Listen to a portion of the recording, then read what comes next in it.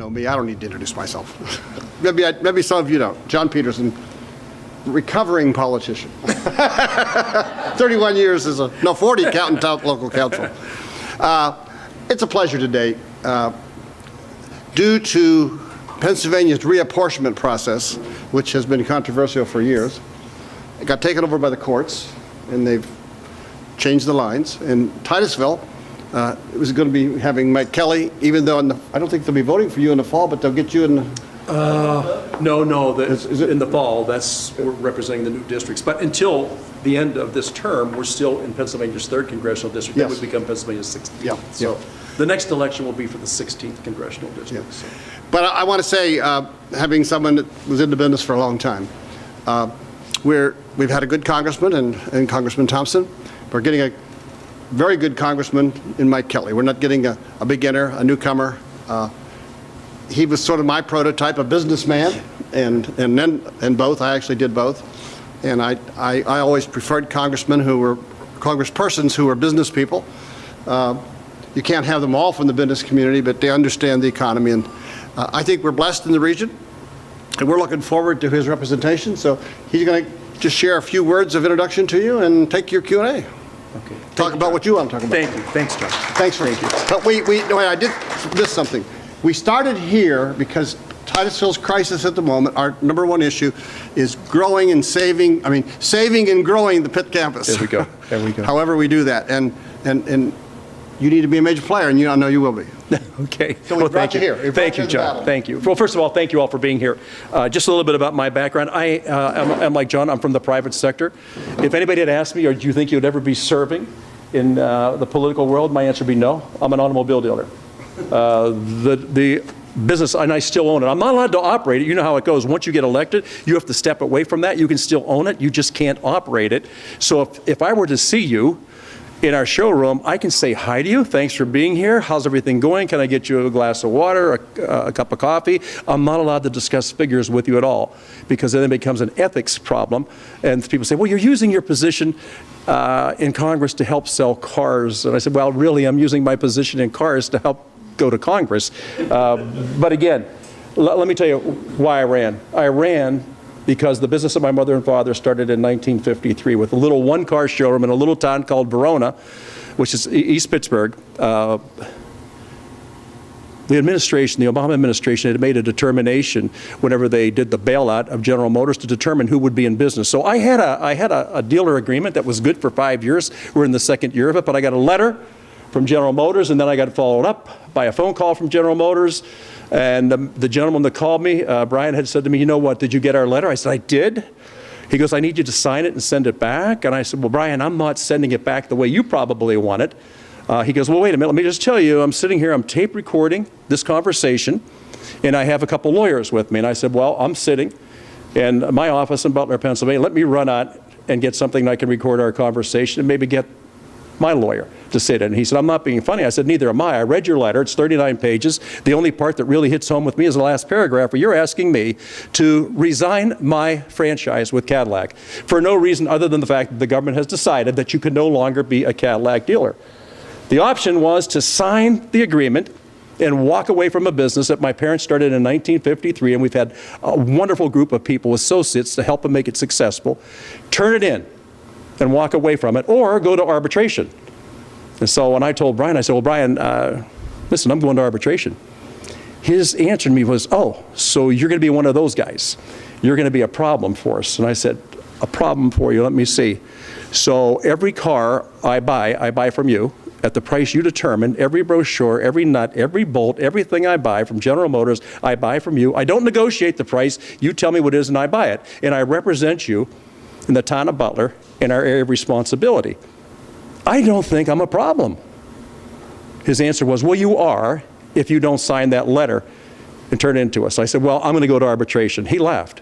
He really laughed. He said, you're kidding me. You don't have a snowball's chance at heck of beating the federal government. I said, well, here's what I do know. If I don't try, I don't have a chance. But if I do try, I've got a shot. And I can't turn my back on all the years and all the people that have tried to make this business a very good business and really support the town of Butler. We have 125 people that got checks every 2 weeks. The 6th and the 21st were our paydays. So that's what I thought the business was about. I didn't realize the government could intercede and decide who would be in business, who wouldn't be in business. Fought it, won, by the way, got to keep the dealership, but it was really odd. I got a phone call the day, and I was on the road, from a girl named Karen Rafferty, who at one time was our zone manager, and she called me up, and I answered the phone, and she goes, Mike, and I said, yes, yeah, who's this? She says, Karen Rafferty. I said, oh, Karen, how's it going? She goes, good, but I just wanted to call you to let you know we're going to give you back the dealership.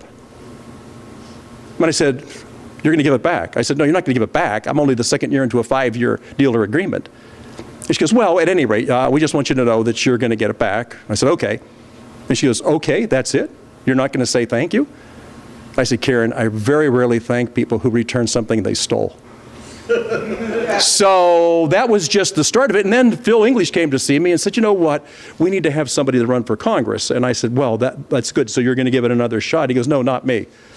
I said, so who's going to run? He said, I want you to run. I said, you want me to run?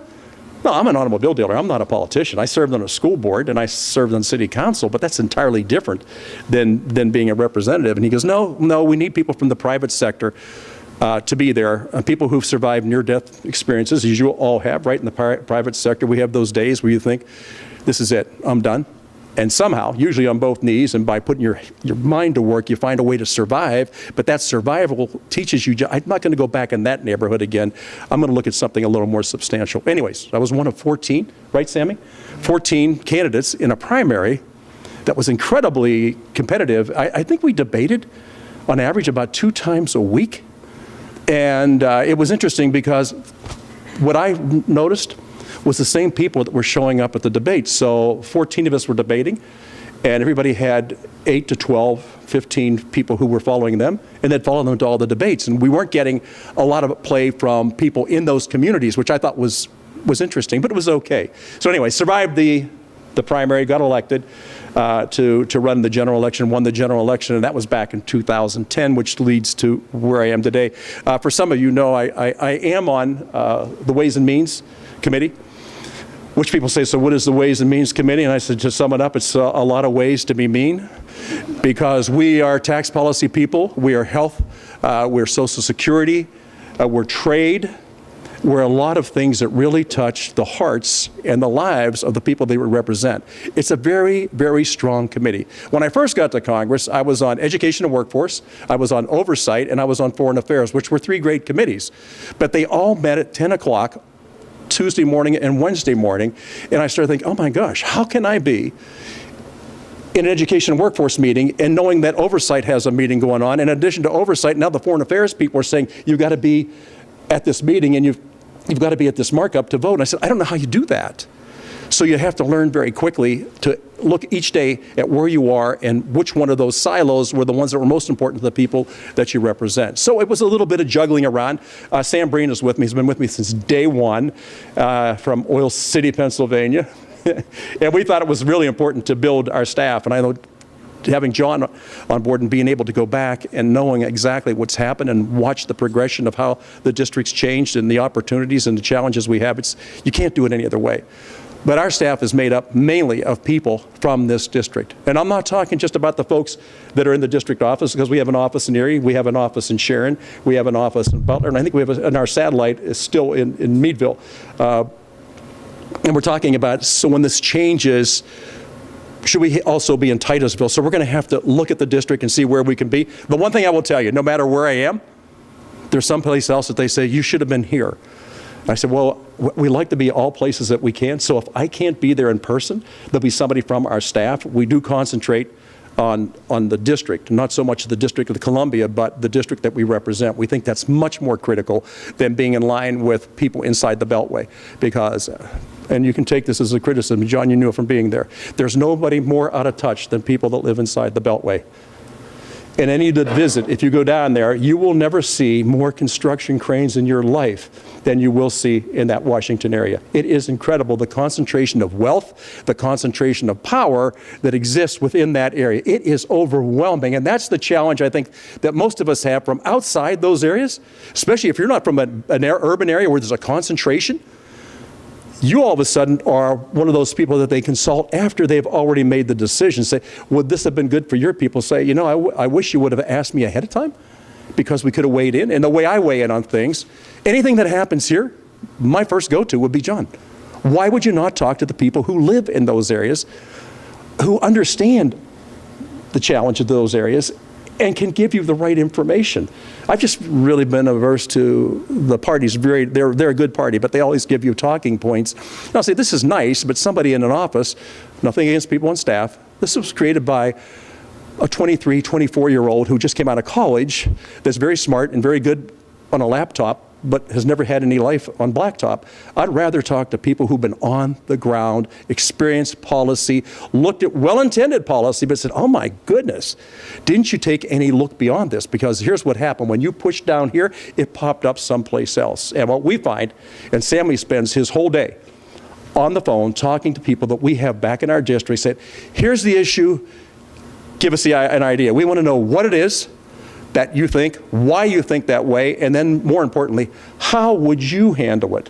The what, the why, and the how, because too often I have people that tell me all the time, they'll say, you know what the problem is? And I'll say, tell me what the problem is. And they'll give me a list of things. I say, okay, then the question is, so how would you fix it? And they said, how would I fix it?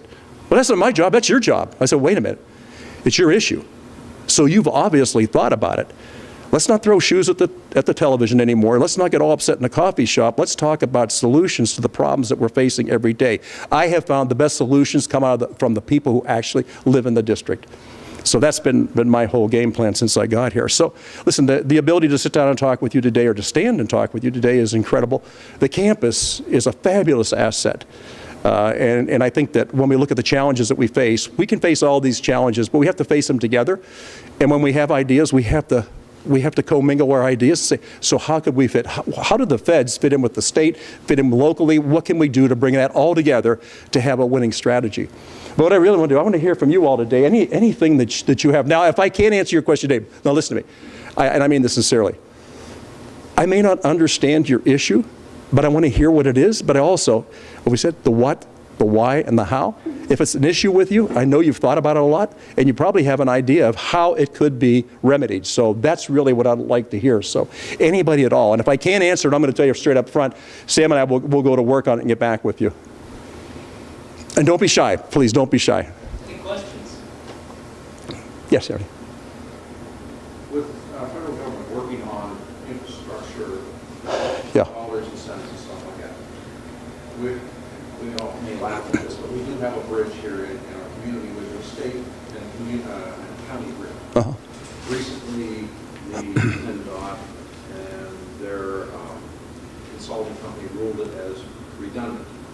So what that means is now for the county or anybody else that federal funding would be shut off. So even if there was money available, we probably couldn't. If it's a bridge that we use, it's in an area, it's totally closed now, but for emergency services, it's great to be able to service them. If there happen to be blockage on the one bridge, which I'm sure that you came into town, got to go around today, which unfortunately was not fully rectified 6 or 7 years ago. Mm-hmm. And so we're in this again. So I just was wondering, are you working towards some money Right. that will help infrastructure, that our airports or other roads? Yeah, I think that this president made a great emphasis on infrastructure. And I think when we talk in infrastructure, then the number one thing that pops up is, so what's the total cost of getting us up to speed? And I've heard people say it's going to be at least $1.5 trillion. And other people say, oh no, my gosh, no, it's going to be $3 trillion. And then the question is, so how do you make that investment? And what's the return on the investment to the people that either pay for it or sign the note that they're responsible for, and that's our hardworking taxpayers. One of the things that we've been trying to do and propose to the president, we did it with a bill a couple years ago with a Democrat, by the way, Earl Blumenauer. We thought we could do the P3s, which is the public-private partnerships, to commingle that money with federal money to come up with a bigger spend that we can actually get these things done. And then there's a return on that, not just from a commerce standpoint and from an economic standpoint, but I think a lot of us take great pride in looking at a project that's finished and said, you know what? I help with that. And I think too often taxpayers don't realize that every single dime that we spend, every penny we spend, comes out of their pocket, either today or in the future, or their children's future, or their grandchildren's future. The only thing I would just tell you, I told you I'm an automobile dealer, so we own Chevrolet, Cadillac, Hyundai, and Kia. And in all those brands, I've been fortunate enough or blessed to be on dealer council meetings. I have been to the Republic of Korea half dozen times. If you were to land in Seoul, you would believe you're landing in the most successful, vibrant economy in the world. If you turn around and fly back to LaGuardia, you would think, oh my gosh, I'm in some third world country that I don't particularly think I want to land here anymore. And I say that so you can't talk that way about LaGuardia. I said, well, how would you talk about it? And you can't talk about it unless you've been there, and if you've been there, you know exactly what I'm talking about. We have a responsibility to spend taxpayer money the right way, and that they, being taxpayers, get a return on that investment. You should be able to look at the money you spend, whether it's in education, where we're developing people that are ready to take jobs that are available today, or pivot to jobs that we aren't concentrating on, especially in the vocational fields, and say, listen, let's look at that population, let's get them educated for the jobs that are available. Any investment we make should be an investment that has a positive return on it. I just think people from the private sector, there's nothing easier to spend than money. There's nothing harder than to make the payment. And I can just tell you, at the dealership, the last great challenge we had, the guy that runs our body shop came up to me and said, Mike, we need to get a new paint booth. And I said, fine, how are we going to pay for it? He goes, well, they have a really good lease program, or you could do this. I said, no, that's not how you pay for it. How do we get the money to make the lease payment? I want to know how it's going to work, because if it doesn't kill more than it eats, I don't need another weight on us that we can't manage. And I think that we look at our country right now, I think the investments we make should be driven to the fact, is there a positive return? Does it rebuild our economy? Do we get more jobs, and well-paying jobs, and family-sustaining, community-sustaining jobs? Do we make our country stronger by spending this money? Or do we make it weaker, just increasing our debt with absolutely no return on that investment? So, look, it's a challenge. It's a challenge. And you're going to meet this everywhere you go, because no matter where we go, there's somebody that has the highest priority in the whole country. This has got to be taken care of, whether it's a bridge, whether it's a highway, whether it's an airport, whether it's, look, you can look at our rails, you can look at our roads, you can look at our rivers, you can look at our runways. There's none of those 4 R's that we can look at and say, you know what? We're leading the world in that. We're not. We had a blind eye to that, and I know that most of us that have built a business, once you build something, it's about a 10% a year set aside that you want to put there for maintenance, just for upkeep. Because roofs are nice when you put them on, but then they start to leak. Air conditioners and heating systems are nice when they're brand new, but they need maintenance, they need to be kept up. So you've got to set money aside to do that. I think we've been foolish the way we've looked at things. We build it, then we walk away from it, then we say, well, geez. You know, look at our roads, they're crumbling. Look at our bridges, we can't use them. Look at our runways, we're way behind. Our rivers, you take Lake Erie right now. You know, we can't even navigate in Lake Erie because we haven't been able to dredge. And so a lot of our ships, which should be the gateway to the world with some of our assets, they have to light load, which means they can't full load. And the reason they can't full load is they'll scrape bottom. They can't get through. And that's because we haven't been able to do the dredging. We haven't worked with our jetties. We haven't worked with our breakwaters. What we haven't done is had an eye on the future, because we're too afraid to make a decision today. And I think from a standpoint of, if you can't justify it, if I can't give you features and benefits that are going to add value to you, you're not buying it. You're not buying it. You say, no, I don't need any more debt. But I say, if I can spend your money in a way that you have a healthy return on it, and we improve our economy, does that make sense to you? And I've never heard anybody say no. So that's a challenge that we have. But the infrastructure right now, and I'll be honest with you, I don't know what the total dollar is for fixing it. I really don't know. It's got to be huge, but I also know the longer we let it go, the more expensive it comes to fix it, and the loss of commerce that we face too. So it's a double whammy. I did meet with Secretary Child. Sam and I met with her, and we said, look, the concentration so far has been on the cost, right? The cost of doing this work. I want you to all think about in your life. I don't care if it's a medical need. I don't care if it's a home improvement need. I don't care what it is. What I always say is, what's the cost of not doing it? What's the cost of putting it off What's the loss that we face by not doing it? I know what it's going to cost right now to fix it, and the cost today is the least it'll ever be. It only goes up as time goes on. But the cost of not doing it, how much do we lose as a people? How much does our community lose? And when we talk about places where people want to settle, they want to settle where they have the best infrastructure, right? Get in, get out, do it in the fastest way possible. So all those assets are really incredibly important. I think sometimes we turn our eye away from that and we look at other things. Now listen, I'm not saying we shouldn't spend money other places, but let's look where there's a positive return on the taxpayer dollar. Because the way we get revenue, and John, I've had this, listen, you either tax it, right, or you fine it, or there's fees, or there's a heck of an interest. That borrowing is the thing that kills us all. I mean, where we are right now is inconceivable to me, and I think we disconnect because we can't imagine what $20 trillion plus as debt look like. Just can't imagine it. It's too big to know. So, yes, anybody? Yes, sir. Dovetail right on that to drug policies. Obviously, our drug policy is ineffective at this point, hasn't been revamped forever. Our criminal justice system is failing. It's almost a shame where our roads are. What do you perspectives for the future on that? Because what we're doing now is not helping us. I think that if we were to look at most of the tragedies that have happened lately, we look at it and say, well, what was behind this happening? And some people say, well, our gun laws aren't strong enough. And other people will say, no, it's not that, it's something else. I think the problem is mental health. We don't have enough attention. We used to concentrate on people that had mental health issues and would be able to get them off the street and get them into a care facility. We have a bad habit today of telling people, here's the prescription you need to take. If you self-medicate, you'll be all right. And then you find out that they weren't able to do that, or for some reason there was a disconnect.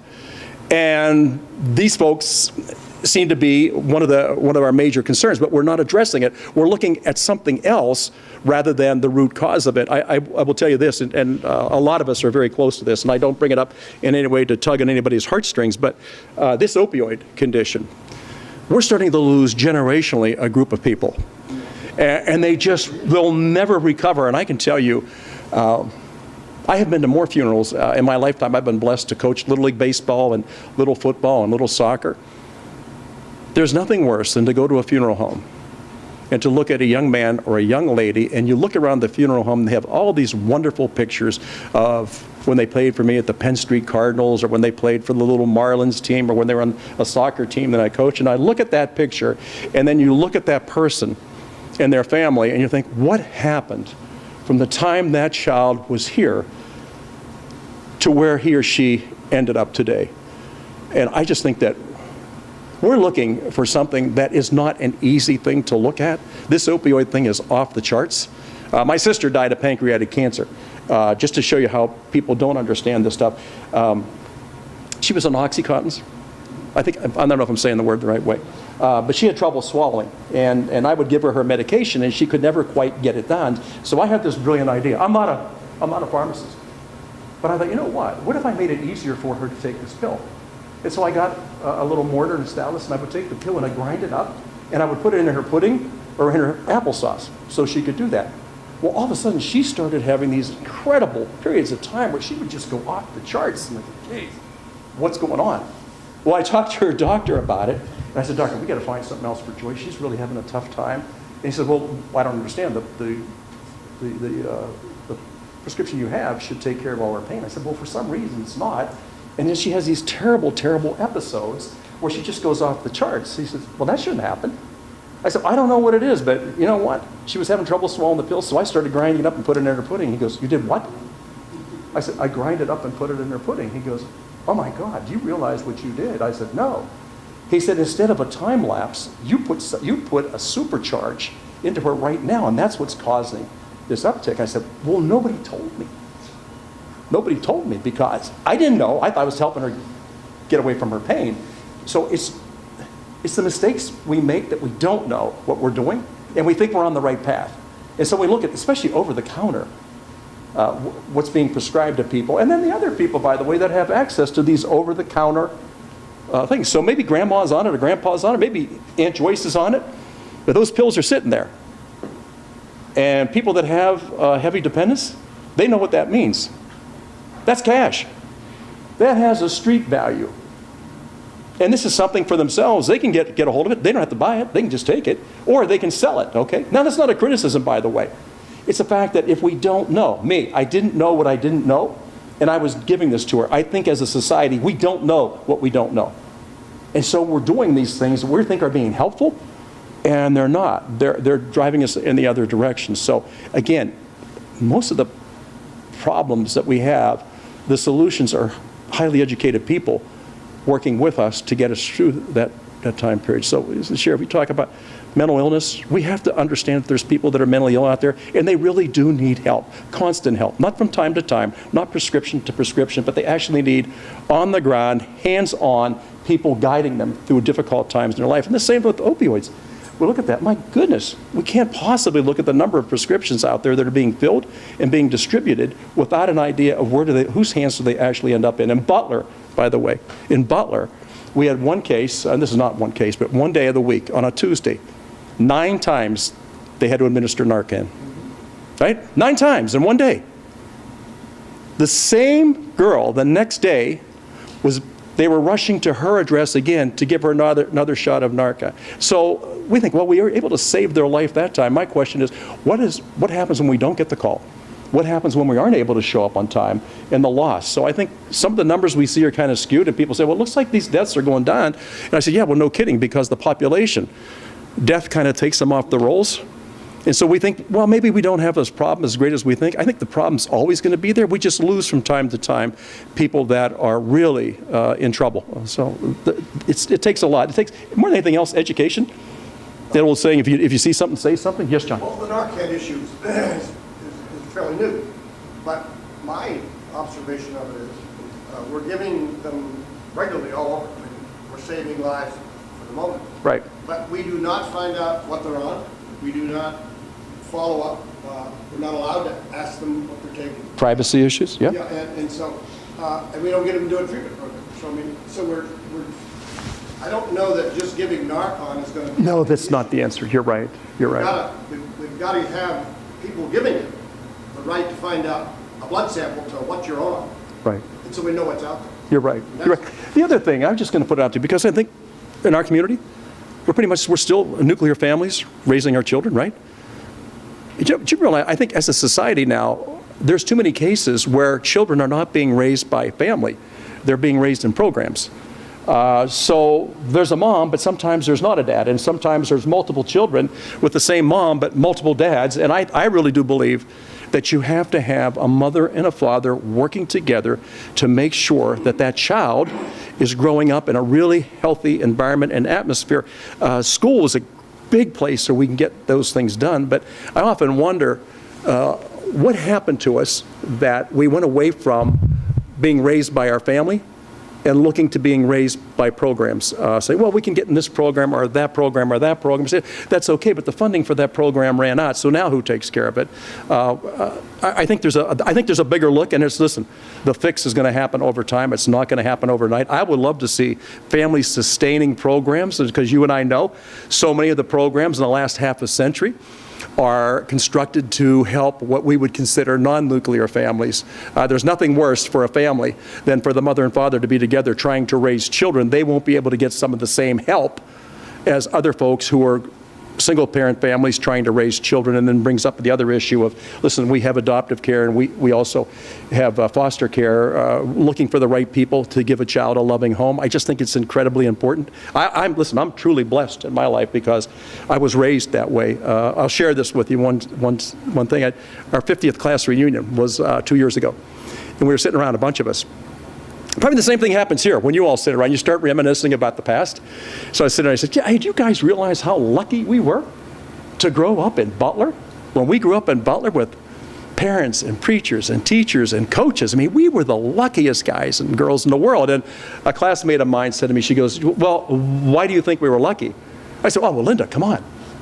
Look at what we were able to go through. And she goes, I don't think we were lucky. I said, you don't think we were lucky? Well, what do you think we were? What do you think she said? We were blessed. Just think about that for a minute. What is the difference? What is the difference? It has nothing to do with luck. But it does have to do with the structure, our family structure. And I think that's the thing, one of the things that concerns me. I'm looking at too many programs today that aren't about keeping families together, but just the opposite. When in some cases we subsidize irresponsible behavior, and then we can't understand. So, geez, we put enough money in that program. I can't understand why that child grew up the way he or she did. And I said, well, maybe we didn't spend the money the right way. Maybe it wasn't spent with the best intentions. So, yes, ma'am.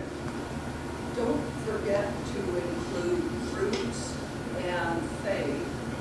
And if I'm not, I'm right or wrong, are you a Notre Dame grad? I am a Notre Dame grad. And this is what we're talking about. Mm-hmm. And unless we get mentoring and back to the basics, and I think in our community we're trying, it's very, very important. And we're talking about electing you. So spread the word that you're a Notre Dame grad. Yes, I can do that. You know, most of the bills were on. In fact, it's odd. We got, I don't know where, I don't want to start something that could go on all day, but we're very big in the pro-life movement.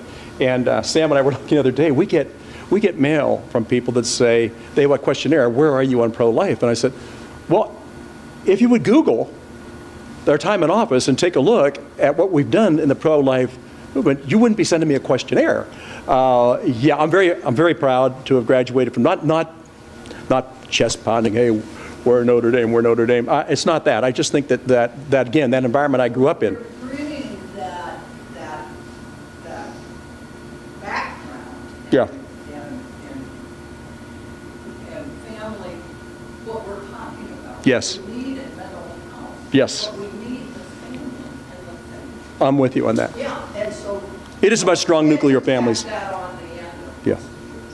Okay. Yeah, we can do that. I mean, we've been working very hard. We have a piece now called the Inclusion Bill, and some of you may want to take a look at it. In some cases, I think it's Massachusetts, Illinois, Washington, D.C., and California, if you're a faith-based adoptive care or foster care, those states are denying funding to the faith-based communities because of their deeply held religious views that a child should be raised by a traditional family, a loving mother and father. And some people say, wait, that's not fair to the LGBT community. And we're saying, well, listen, we're not saying they can't participate. I just don't know, why are we excluded? Why is the faith-based community excluded? Because if you go back to the beginning of adoptive care and foster care, it all started in our churches. It didn't start out in the side street. It started in our churches, and that's who's fostered it. Although I will tell you this. So I'm in Mass yesterday in St. Paul's. In the back 3 rows, on the right side and on the left side, were what we called the cry. Those are the parent places. I'm the youngest guy in those seats now. So there's something wrong when a guy who's 69 is the youngest guy in church. And there's the churches now, as you know, because of a lack of having enough clergy and lack of having enough participation, are going to commingle or co-join. And in Butler, so we have St. Paul's, St. Peter's, St. Michael's, St. Fidelis. We have 5 different churches that are competing now for parishioners. And I think what Bishop Zubik has decided, listen, we're going to keep these 5 churches open. People that have grown up in those churches were baptized there, did their first confession there, their first communion there, did their confirmation there, got married there, buried mom and dad there, aunts and uncles and grandmas and grandpas. That's a hard thing to tell those people. You know what? Your church is no longer going to be here for you. So I think it's a tough call, but we're looking at the raw numbers.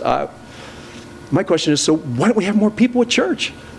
So what happened to the fact that we don't go to church anymore? In some cases, there are churches that are growing. I just think in ours, traditional, we'll look at Catholic Church, and we've had a dwindling of our numbers. But again, more than anything else, we need to have that faith-based community being a vibrant and important part of our community. For most people, in times of real darkness, times that are really tough, you get through it on both knees, and you usually get through it because of people of faith circling you and being there at those tough times. So I'm with you on that, and that's something that we will continue to fight for all the time, because I think it represents this district. Yes, sir. Just changing the subject Yes. altogether. Okay. Let's go into workforce development. Yes. Given the potential for Western Pennsylvania to grow in the petrochemical industry, Yes. what is your take on that? And as far as workforce development, what's your take on what's being provided? Do you think of it as being adequate, or because there's millions of dollars that come into the Northwest and the West Central area, your area, and we have gotten to the point where we don't have career links. We have mobile. Oftentimes people don't know where those are. Yeah. Et cetera. Well, you know, Money is being yeah, that yeah. we even close to preparing people for this growth in the petrochemical industry. Yeah, but I think most of us grew up with the idea, it's not how much money you make, it's how you spend it, and did you spend it the right way? Because it's very easy to spend. Having been in the private sector my whole life, there's an endless amount of requests to spend money. And I'll go back to what I said earlier. My question was, how are you going to pay for it? And the reason I want to ask that is because it has to be through an improvement to your business model, right? It has to be a revenue stream that's uninterrupted and that you can plan on. I think that a lot of us, if you were to look at education, where I grew up, Butler, Pennsylvania, okay? Armco Steel, now AK Steel. It went from 3,500 jobs down to 1,300 jobs. Why is that? Well, first of all, the way we make steel is different than what we used to. We used to have a Pullman standard. We built railroad cars in Butler. Not anymore. That was 3,300 jobs. We lost all those jobs. I still have people that come up and say, you know what, if you could get Pullman back here, that would really help. And I say, you know what, I don't want to give you the wrong impression, but Pullman's never coming back here, okay? That's now a shopping center that's now going defunct. So I don't think that Pullman's going to come back into Butler and build a factory there. And I don't think, by the way, because of the evolution of the way we make steel, that Armco's going to hit those 3,500 jobs again. There are ancillary jobs available, but the other jobs that are available is when we look at, well, what about vocational jobs? What about, if you look at the Marcellus opportunity, we need people who can weld. We need people who can run heavy equipment. We need people who can drive trucks. We need people who understand the energy business. Why aren't we educating those people? And in a country that is really looking for people to fill jobs, there's not one town I go into and people tell me the biggest problem they have is hiring young people. And one of the biggest challenges they have is if they do a drug test, they can't pass the drug test, okay? Now, anybody in the private sector, if you want to find out the responsibility you have for having somebody in your organization and not knowing the depth of some of their activities in their life, the liability is incredible and can put you out of business. Making the wrong hire, bringing in the wrong person at the wrong time, and somehow they get caught up in something. You can lose your entire business because of the liability that goes with it. So I'm going back to, so what makes healthy communities? It's healthy families. And I think we've taken our eye off the ball on that. Why do children become who they become? When I was growing up in Butler, most of the moms and dads who were working and on their feet all day said, you know what, I never want my daughter or my son to have to stand on his or her feet to do a job. I want them to go to college and get a job where they don't have to do that anymore. And they said, oh, that's okay, but who's going to do these other things? And then when you look at the sustainability of those jobs, these are not minimum wage jobs. These are really great paying jobs with great benefits that make sense. But I don't think you can tell your son or daughter, whatever you do, you get out and get that college education, because you get that college education, that's going to be wonderful. That's going to open a gateway for you. And say, that's fine, depending on what game you're trying to get to.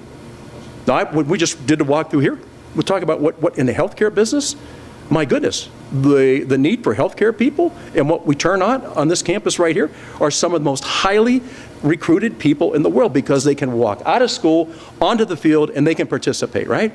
And I think that's what we need to look at. And I think in some cases we've become kind of blind to opportunity. And then the other thing is, look, we know we're coming up short, especially with the STEM. I mean, if we don't churn out enough people every year that can actually walk into those jobs. And, you know, if we're looking for engineers, we know we're woefully short on that. And we look at people in science and technology and all the things that we need to be strong in, we're not turning out enough players. We're just not getting enough people that are ready to go. And then the question comes, well, then where would they come from? And some people, well, they'll come from other parts of the world and they'll come here, and hopefully some of them will stay. But then we have a challenge again of how we bring people in. Is it a lotto system, or is it highly selective of who comes into our country? And that's a debate that people want to have. But I'm with you. Listen, we have a ton of jobs that are out there that are looking for somebody to fill them. You know, Lord Corporation. I mean, know Lord up in Erie. Okay, do you know why they were moving out of Erie? No new people coming on board. You know how they were staying alive? They're talking to guys and gals that were at retirement age and wanted to retire, and they went to us and said, look, you can't retire. If you leave, I don't have anybody to take your place. I mean, I need somebody to do that, so could you stay a couple years? And then they started thinking, well, my gosh, where are we going to go to recruit people? And the answer is right here, right here. Get them early, get them on board. A lot of it comes down to guidance counselors, right? Steering people to where opportunities are and looking at where their potential is and saying, you know what, I want to encourage you to look at that. It's a great opportunity. We have the talent. I just don't think we're developing it in a way that we should. It's a challenge. Listen, it's a challenge. The number one issue, you know, I'm an automobile dealer. You know the number one problem automobile dealers have? Nobody can fix the cars anymore. You know why? Because you need an electronics expert. These guys are not grease monkeys. No, there's a guy that just turns a wrench. No, it's not. No, it's not. The technology that we're using to run cars was developed by NASA. So this wasn't done in a back alley somewhere where somebody playing with a carburetor and busting the caps and say, I think I can fix this. Man, you can run this thing. It'll go way past what the EPA says you should be doing. I'm telling you, we are missing the boat on opportunity because we're anchored in the past and not looking to the future. We have to pivot to the future, the jobs that are available, the opportunities that are available, and then working with the communities. I mean, working with you. Like, listen, this guy knows more about energy than anybody else when it comes to that. One of the things that we talked about earlier on was offshore leasing. And I had more people telling me that was their bill. Tim Murphy told me that. He says, well, you know, Boehner stole my bill. I said, you know, Boehner didn't steal your bill. He goes, yes, he did. I said, no, you stole it from John Peterson. He goes, what do you mean I stole it from John? I said, hey, Timmy, I know where it got started, okay? So let's make sure that we're going back far enough in history. And I don't say that as a criticism. I'm saying your eyes to the future and where is the opportunity, and are we ready for the future? Are we preparing for the future? Or are we wishing for the past that's never going to be here again? With all these vast shortages we have, Yes. in the manufacturing and in repair and technology. Yes. Should the government be looking to partner with General Motors and these companies for the schools to train people? Absolutely. See, Absolutely. Those are the people that need the jobs. we've got to figure out a way for state, federal, and business Yeah. to put the money in the same pot. Do you know, I don't know who it is. I think it's Gerda that says it's amazing how much we can accomplish if no one person has to receive the credit. So if you talk to people at General Motors, if you talk to people at Ford Motor Company, if you talk to Chrysler or Hyundai or Kia or Toyota or Honda, they're all looking for these folks to fill in these spots. And say, fine, what's your role in helping us develop them? They say, well, we're going to have to do something. We had a program, AYES, A-Y-E-S, and that's where automobile people came together to get out and recruit, get into our VOTEX, and encourage our sons and daughters to look at a profession, not just a job, but a profession. They are professionals. And unless we can pivot and describe these different what we do in our lives as a profession, I hate to tell them, well, I got a job. I said, no, you don't have a job. You have a profession. You have a profession. And the more you develop at, the better you get, the more successful you're going to be, the more successful your family's going to be, the more successful your town, your church, your schools, your state, and your country is going to be. It's just one follows the other. And I think too often we're looking for people to wave their hands and say, look at me, that was my bill. And say, no, forget that. That's our bill, and there are our people, and there are opportunities, and it's our time to step up to that. So, Guys, we have to head up to the Titusville Hospital. is there anything else, anybody else that has an idea? Can I ask you all something? Would you please stay engaged with us? I have so many people that come up to me and say, I have an idea. I said, would you do me a favor? Don't tell it me as I'm walking along. Put it on paper and do the what you're concerned about, why you're concerned about it, and how we can fix it. I have more people giving me lists of things that they find wrong, but no solutions to those. And so I'm just asking all of us as citizens, listen, I'm no different than you are, right? I represent you in Washington, D.C. And I need to know from you what you need from me. You know, it's kind of a Jerry Maguire moment. You got to help me to help you. And we can't be mad at each other. We got to look at, hey, we got a common problem. Let's come up with a common solution, and let's agree, and let's put it on a high priority list and get there. So the only thing I would ask you is please stay on board. Listen, there's no other place in the world that the government's run by the people. There just isn't. And I think sometimes we kind of forfeited because we didn't think we were getting what we needed. I just think it's good that we keep that dialogue open. So everybody, thank you for everything you're all doing. Let us know how we can help. John, thank you. Thanks again.